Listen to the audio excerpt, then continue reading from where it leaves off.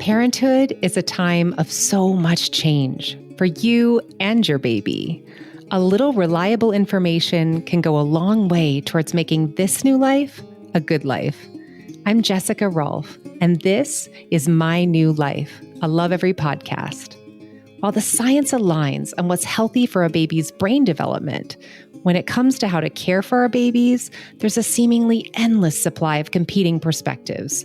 Parents are swimming in advice on sleep, feeding, and parenting philosophies.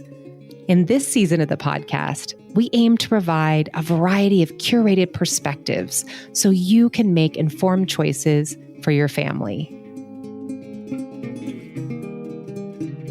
From day one, your baby's microbiome is laying the foundation for a healthy immune system.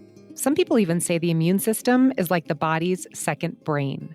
Probiotics may have a role in keeping that system healthy, but are they helpful for babies? And how about when you're pregnant? Today's guest on the show has answers.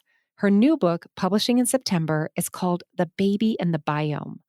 Meenal Lele is also the founder of Little Mixins. Welcome, Meenal. Thank you so much for having me. I appreciate it. I read somewhere that babies are sterile before birth, so they don't really have a microbiome yet when they're in utero. When do babies pick up their first dose of bacteria? Am I right about this? It's not totally clear, actually, right? It's one of those things that's really hard to study because if you try to sample, you can't really sample very well a baby inside in utero. And then every time we try to, if we try and sample the amniotic fluid or something, we're always going to be pulling bacteria from the air and other things onto that sample. And so it's really hard to tell. But the basic idea is, it's a sterile environment. And that's mostly because if you think about it, your inside organs, right, they're sterile. Like you don't have bacteria on your kidney because it's inside your body. You do have bacteria on your skin because that's outside your body, right?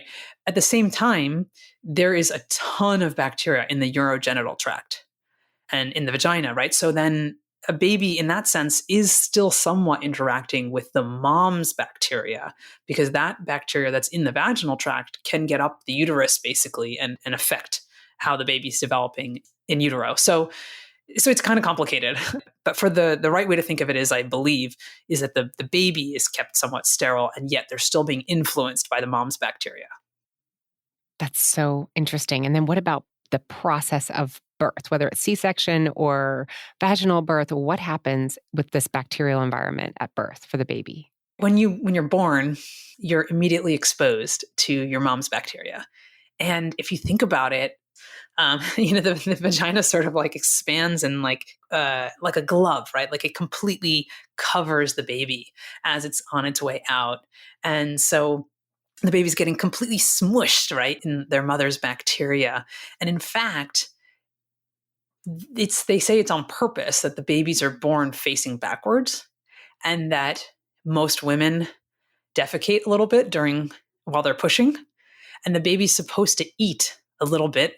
It's a true fecal transplant. And that's what's supposed to seed their gut. Their very first gut seeding is directly from the mother, right? But then when you're born by C-section, you have to keep a C-section very, very sterile because now we're cutting inside. Again, we're not supposed to have bacteria on the inside organs. And so they give you a ton of antibiotics for good reason, and you should get them. And they keep the operational theater sterile. And so then the first bacteria baby's exposed to are the air bacteria that end up on the surgeon's gloves. And the bacteria that are naturally on the clean blanket that's put down on the table where they lay the baby down immediately and things like that, right? That's for baby's first exposure to bacteria. It's a completely different set. Your vaginal bacteria are not the same bacteria that's in the air. And so it's very clear that when babies are born in different ways, their first moments bacteria are totally, totally different. That obviously has an influence. And yet, again, every interaction a baby has from that moment on will keep shifting their microbiome. So it's not the last thing. It's not the only word in this either. This is so fascinating. I guess my question is what can we do? I've heard about people who have C-sections in doing what they can do to replicate this bacteria that's introduced during a vaginal birth. I've heard about swabbing. Can you talk to this a little bit in more detail? Yeah, it's interesting. The NHS in the UK, they actually give guidance to mothers on how to do this. And there are a couple studies going on right now in the US about could we create guidance around this too. But basically it involves you get sterile gauze. And if you're going to have a C-section, you basically shove it into the vagina and let it get like soak up all the vaginal fluids during birth. And or maybe not during birth. Actually, I think if you take it out before the C-section and you keep it in a sterile or just a clean Ziploc bag will do kind of thing. And then right after the baby's born, you basically swab them with it. So you swab their skin with those vaginal fluids. You can actually swab kind of their lips and their nose in the exact same way that the baby would kind of scrape all that stuff up. You can, to some extent, you can replicate it. So interesting. And then what about giving your baby a bath? So I think I knew some of this when I had my babies, and I had this intuition that maybe bathing them right away, or is there any benefit to letting them sort of stay a little dirty for those first few days? There is more than a little benefit to letting them stay dirty. And I have this very visceral memory of my older son. And when I say this, I want to be clear. I'm not speaking ill of any of the folks at the hospital that he was born in. Everyone was lovely to us and was doing their absolute best. But I just remember watching them wash him and, kind of like really scrub him and just thinking at the time, like, that seems like unnecessary. He hasn't been doing much. But actually in the UK and a lot of Europe, you just don't bathe babies for 2 weeks. They're born with this vernix caseosa, if I'm pronouncing that correctly. And you just let it slowly absorb. And that's it. It's like this goopy white stuff, and then it slowly absorbs into the skin. But it's almost like imagine putting a thick layer of Vaseline on them or something when the moment they're born, and then letting that just kind of ride. And that's really that keeps their skin from losing water and from getting bacterial infections in those first critical couple weeks. And so yeah, there's really no reason to wash them for a really long time. So, post birth, let's talk about post birth. So, let's say you had a C section. What are the significant sources of good bacteria for your baby to build their microbiome? Is it skin on skin? Is it formula, breast milk? How do they get inoculated? The bigger thing after they're born, the bigger thing to worry about is really their gut bacteria. And that is about making sure that they're getting the right inputs and not as many negative inputs as possible. So, what are the right inputs? Like you said, breast milk.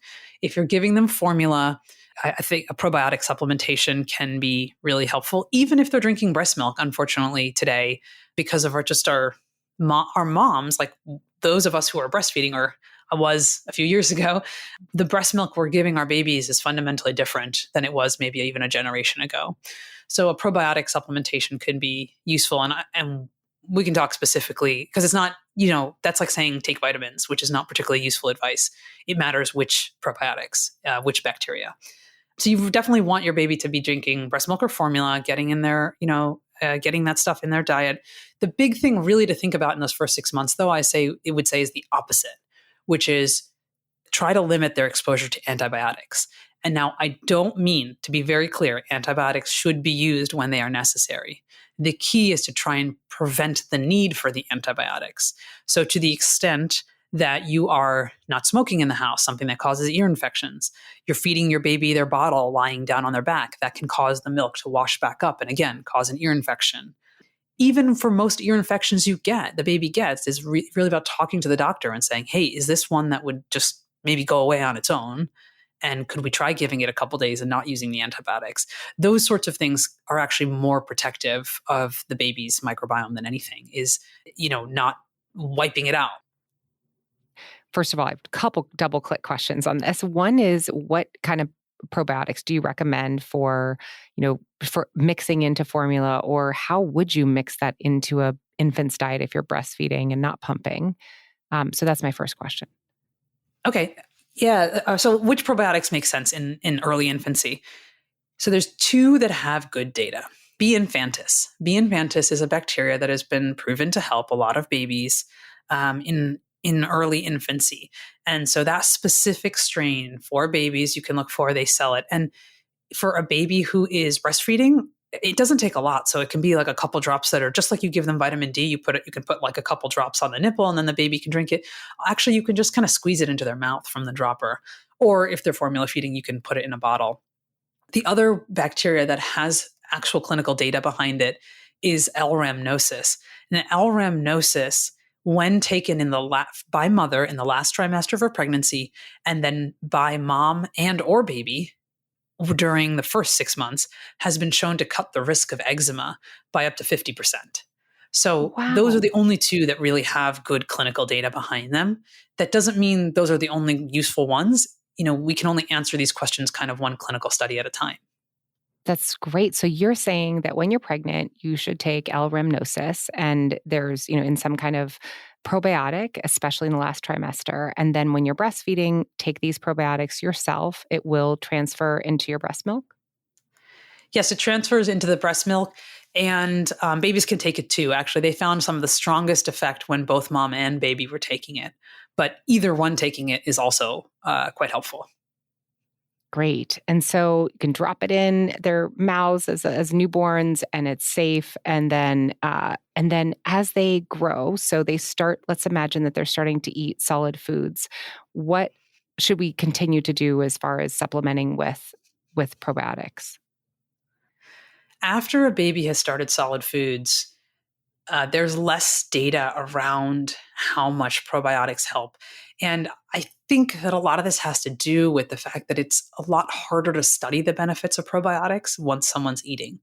Your food really, really changes the makeup of your gut bacteria, and it influences it quickly. So, one of my favorite studies, and this is a bit of a side note, one of my favorite studies showed that when you had immigrants move from another country like Laos and come to the US, their gut bacteria had almost completely switched over and was like an American gut within 2 weeks of arriving here. And that's how rapidly, food can affect your gut bacteria. So once a baby's eating solid foods, a lot of what's the makeup of their gut is just going to be controlled by, are they eating a lot of vegetables and fruits and high fiber foods, right? That's it. So does a probiotic help? I think is a harder question again, because it's going to be harder to show the benefit. It's going to have less influence by nature. When a baby's just on breast milk or just formula feeding, then it's easier. It's such a pure food that it's easier to see the benefit of a probiotic. And so there isn't great data after that point. So I will say that after the 6 month time period, I don't know the clinical literature nearly as well, and I wouldn't feel comfortable making any recommendations there. And if we talked about the benefits of probiotics and supplementation for eczema, what else? What are the other benefits? Why should somebody bother? Probiotics have only, this is really interesting. So with L-rhamnosus, they actually did a lot of clinical studies trying to understand if they could, prevent a whole host of different diseases. And the only one that really showed up was eczema, specifically atopic dermatitis. That over and over, you could see the same benefit. And they're not really sure why you don't get the benefit for, let's call it, wheeze or asthma or food allergy. I think there's just a bajillion different bacteria out there. So we've just not even scratched the surface of other ones we could be studying. And so I'm sure there are other ones out there, but we just don't really have them today. For when it comes to food allergy prevention, we know that early allergen introduction is very protective, like up to 97% protective in some cases against food allergy. When it comes to asthma, for example, a lot of that has to do with not using it, or the fewer antibiotic insults a baby has had, the lower the risk of asthma, and their exposure to air pollution. The less air pollution they're exposed to, the lower the risks for asthma. So once you get past those earlier stages, as I'm saying, it's the more and more influences on a baby, the harder it gets to control them. And that's why those first 6 months can be so critical, because they're just doing so few things and you actually have a lot of control over each one. And so, what would you do if you had a baby right now, knowing all that you know? Yeah, if I now knowing everything I know, I mean, I would take those probiotics, for example, in pregnancy, right? I used to think probiotics were utter garbage, and that doesn't mean people can't be selling you completely useless probiotics. It just means that there turns out to be data there where I thought there wasn't. So I would take those probiotics in pregnancy, because there's no risk to you as a pregnant mother and to the baby. And if you get a 50% cut in eczema, that's awesome. I would definitely leave my baby alone. I think one of the few things we did right with my older son was use cloth diapers. And the big reasons for cloth diapers is actually because they have far fewer chemicals on them. if you're using a pure cotton cloth diaper, you're not covering their urogenital tract area in a bunch of chemicals. But we were using a lot of the mainstream soaps in our house. And it turns out a lot of chemicals that are in products we now know are actually very disruptive to not only the adult skin, but then 10 times so, for baby skin. We now buy all kind of crunchy cleaning products, or we just try and use vinegar and as few chemicals as we can in the house, because I sort of was always under the impression that, hey, this stuff has been studied. It's been great, but they haven't been. They've been studied in the very, very obvious case. Like, if you put this on your skin, will you die? And the answer is no. Right. But there's so many second and third order effects to the chemicals we're exposed to that are really, really hard to study. And I get that. But so then those studies haven't been done. And so I actually think what they call the precautionary principle, right? I don't think that you have to go completely overboard in terms of being safe, but there are a lot of things that you can say, at this moment in my life, do I need to be exposed to this? Do I need to do it this way? And if the answer is no, then you can just make that choice not to.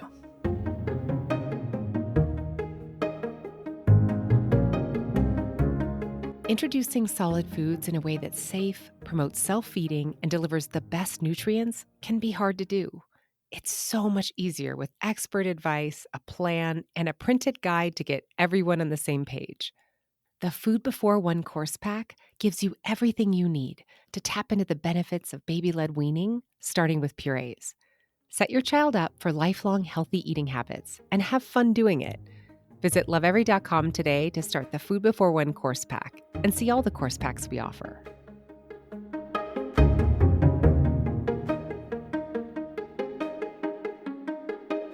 I mean, feels intimidating, but then when you can start kind of going through one by one and just kind of downgrading or just going a little bit more natural in skincare and in home care, they're not endless categories to take on. So is this related to how the human microbiomes have lost microbial diversity? Is this why? Because we have cleaning products and we have chemicals in our skincare. I heard that Western microbiomes in humans consist of 15 to 30% fewer species than non-Western microbiomes. Like, what's going on here with our diet, with our environment? Can you talk to this a little bit? Yeah, I don't know that I know the answer to that. What I can say is there's a few things that can be affecting, and you hit on them. So our pollution can kill your microbiome. It can kill certain bacterial strains. So that could be a cause of it.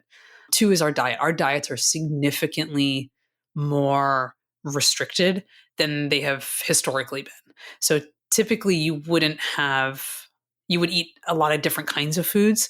You definitely wouldn't eat nearly as much sugar as we eat today. And sugar can actually be really toxic to certain kinds of bacteria and then promote other kinds of bacteria. But we need the first kind, right, to help us survive. So if we're eating too much sugar, we're actually helping bacteria we don't need and can actively hurt us thrive. And then our diets in terms of how refined the foods are and things like that, again, they bias for bacteria that we don't want or that we aren't evolved to work with. And I use this example of, I think maybe even say this in the book, right? There's always this idea that we want to talk about bacteria as good and bad. Like, even throughout this small chat, right, I've probably said good bacteria, bad bacteria like 50 times. But that's not necessarily a useful way to think of it, because there are just bacteria that our bodies and our genetics have come to be comfortable working with and be symbiotic with, and other ones that we don't know how to work with. And so we just have to bias for the ones that we know how to work with, because that's just part of who we are truly. So there's the pollution, there's the diet, and then honestly, the last big thing is the antibiotics. Dr. Martin Blaser wrote a book called Missing Microbes that really opened my mind to this a bunch of years ago. But yeah, we consume antibiotics at a rate that you would never believe. If I remember correctly, by the age of 30, the average American has had something close to 30 doses or 30 courses of antibiotics. Like, it's crazy. And that's not even counting the antibiotics that we eat on a daily basis because they're just in your meats and in the milk, right? So I would say probably our antibiotic overusage is the single biggest issue that we face. And In Sweden, I believe they did a concerted effort to try and reduce the number of courses of antibiotics people were getting. And they were able to cut out 75% of them. So like 3 out of 4 courses of antibiotics humans get are unnecessary. Wow. And I actually, my guess is that that's probably the single biggest issue. Well, just to normalize things for everyone here, I just started a course of antibiotics yesterday for bladder infection. It was kind of urgent. I tried the DIY for a couple of days. It wasn't working. Just want everybody to feel good. And I had chocolate for breakfast. So I have a lot to learn, a lot to improve on. We're all, kind of on a path. To that point is, again, I just want to be really, really clear that stopping unnecessary use of antibiotics does not mean that you shouldn't take the necessary ones. If you had an infection that could have killed you, right? Don't forget that through most of human history, we had a much shorter lifespan also. So trade-offs, and you should clear the infections you have with antibiotics. But the problem is we take a lot of antibiotics we don't need. Like I said, there's no reason for the antibiotics in our meat or in our dairy. And a lot of us rush to take antibiotics when we actually have a virus, and it wouldn't help anyway, right? So that's what they found in Sweden is 75% were unnecessary, meaning the antibiotics didn't do anything positive either.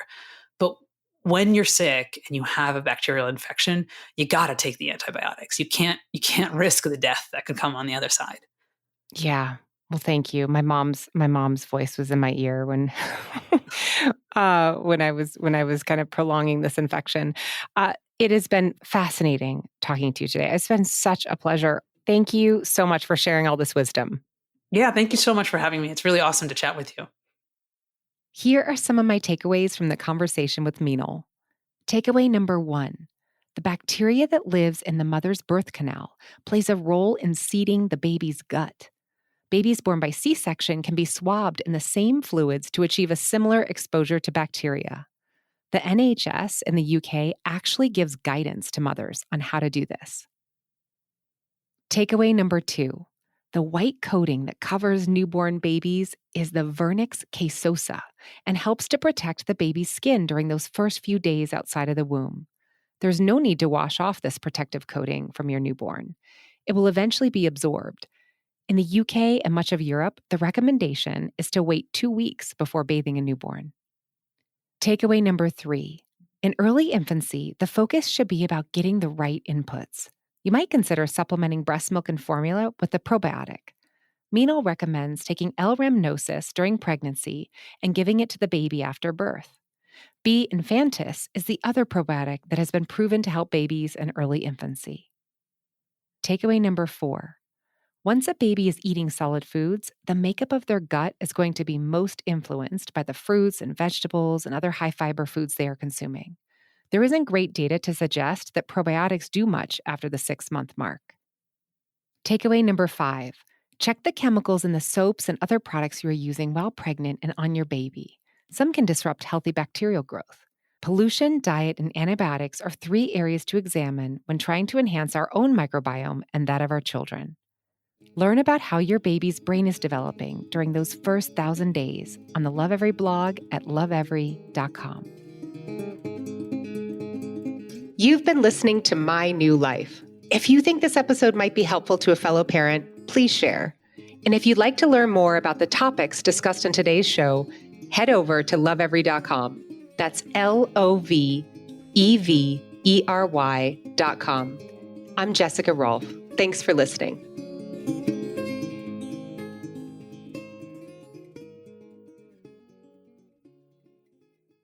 That's LOVEVERY.com. I'm Jessica Rolfe. Thanks for listening.